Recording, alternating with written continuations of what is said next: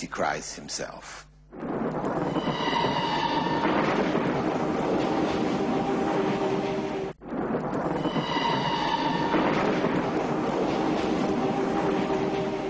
The Prophet ﷺ had said, as narrated by Anas ibn Malik, 70,000 Jews of Asbahan wearing shawls will follow the Dajjal. And what is the period in which he will reign on the earth? The Prophet ﷺ described that it would be for 40 days. However, the first day of his reign will be as long as a year. That first day of the 40 days will be as long as a year. Then the next day will be as long as a month. And the third day will be as long as a week. And the rest will be like our days. This is how the Prophet ﷺ described it. And when he told his companions about this, that the first day of the reign of Dajjal would be the length of a year, the first thing that the companions asked him was, what will we do for Salah at that time? How will we make our prayers? That was what concerned them. This was what was most important, and that really underscores the importance of Salah and how they understood it. So that's what they asked about. And the Prophet ﷺ said to them, calculate it. At that time, you will calculate it, estimate it, and pray accordingly. Of course, in those times, there was no way that they could estimate it. They estimated time by the sundial. As the sun shone on a piece of wood or whatever, and they had a stick in the middle of it, the sun, the length of the shadow would increase to a point where it becomes its longest, and it would decrease and shift over to the other side. And they calculated time around the sundial, and so did the rest of the world. Later on they developed water clocks, etc., but this is much later. So at that time, 1,400 years ago, estimated, the companions just had to accept that it could be estimated at some time. In our times, of course, it's possible. We have watches like the Asr watch, which will tell you when is the time for Fajr, when is the time for all of the prayers of the day. So it is possible to estimate the times for prayers continually over a year, even if we had 1 year of sunshine. And actually, that principle of the Prophet ﷺ's explanation provides for people who live in the northernmost part of the earth, where they have 6 months of day and 6 months of night. The closer you get to the Arctic Circle, the longer the days and the nights become, till they reach a point where you have 6 months of sunshine and 6 months of darkness. How do people pray there? They have to estimate it. They go according to the time of the nearest town south of them that has a daily sunrise and sunset, or they can choose the time in Mecca and just go by that. So the Prophet ﷺ's explanation for the time of Dajjal provides from Islamic law an explanation for what Muslims would do when they're in a time or a place where the sun shines continually. Similarly, Muslim astronauts who have gone in the space shuttles around the earth, who have prayed their 5 times daily prayers. How did they do it?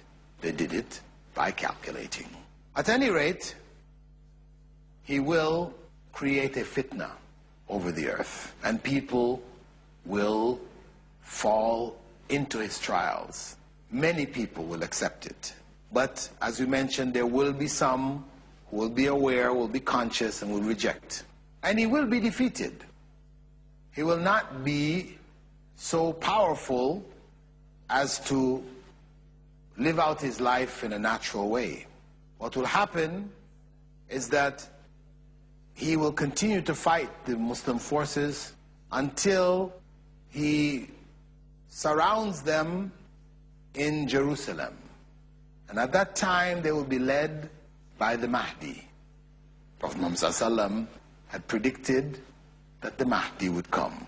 He would take bay'ah at the Yemeni corner of the Kaaba.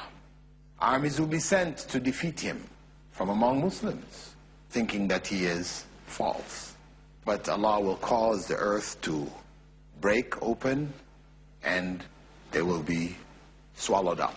And he will lead the struggle against Dajjal. However, he will not be able to defeat Dajjal. And he will become barricaded. He will have to barricade himself in Jerusalem with the Muslim forces. At that time, Prophet Isa will return, the time of the second coming of Christ. And he will join the Mahdi. Mahdi will lead the Muslims in prayer. Actually, the Mahdi will want to step back, and Isa will stop him and have him lead the prayer. Then Prophet Isa, Jesus, will tell them to open the gate of Jerusalem. And they will open it while Dajjal and his forces are attacking. He'll be followed by 70,000 Jews wearing ornamented swords and sheaths.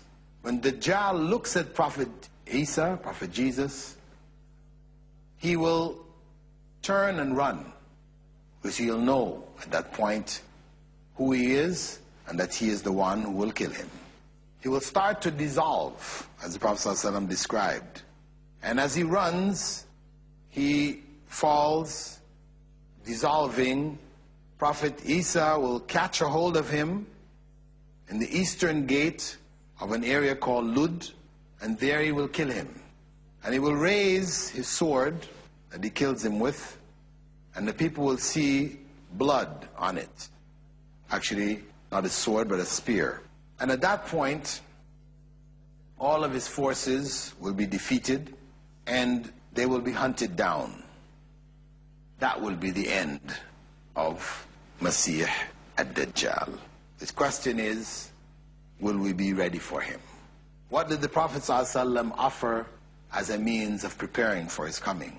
First and foremost, one has to cling on firmly to the teachings of Islam, because ignorance of its teachings will mean that one will not be able to resist the temptations of following ad-Dajjal. Secondly, Prophet Muhammad ﷺ recommended that we memorize the first 10 verses or the last 10 verses of Surah Al-Kahf. And this chapter talks about the signs of Allah in the stories of that chapter, that every Muslim should memorize these verses. And the recitation of Surah Al-Kahf on Friday is highly recommended. Also, by utilizing the supplications which Prophet Muhammad ﷺ gave us in our daily prayers, seeking refuge with Allah, because ultimately it is Allah who is going to protect us. Human beings will not be able or capable of protecting us. Frequent remembrance of Allah will further protect us. Furthermore, we should flee from him. People shouldn't feel bold and think they can take him on. They should flee from him.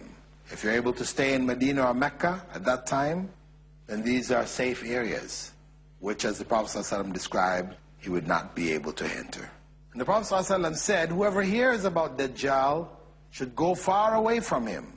For by Allah, a man will come to him believing that he is himself a true believer and end up following him due to the doubts that he created in his mind.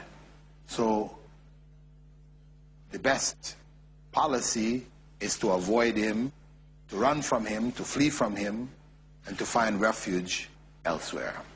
So, back to the beginning, as the Prophet ﷺ said, there is no trial from the time of Adam's creation until the last hour greater than ad-Dajjal. Muslims need to know about him. Their children need to be taught about him, instead of Harry Potter and Hogwarts and all this other foolishness, where Muslim kids know this in detail, and they have no idea about Dajjal. This is the challenge, for us to revive this information. Imams in the masjids should remind people from time to time about Dajjal, because he won't come until he is forgotten. With that, I'd like to close now, hoping that this information would have revived knowledge about Dajjal amongst you, dear viewers, and that you would share this knowledge with others and help them to come to this realization and to spread knowledge in their families and their children, so that he will not be able to have the kind of impact that is described in the Sunnah of the Prophet ﷺ. With that, I'd like to close asking Allah to protect each and every one of us from this terrible trial to come. Assalamu alaikum wa rahmatullahi wa barakatuh.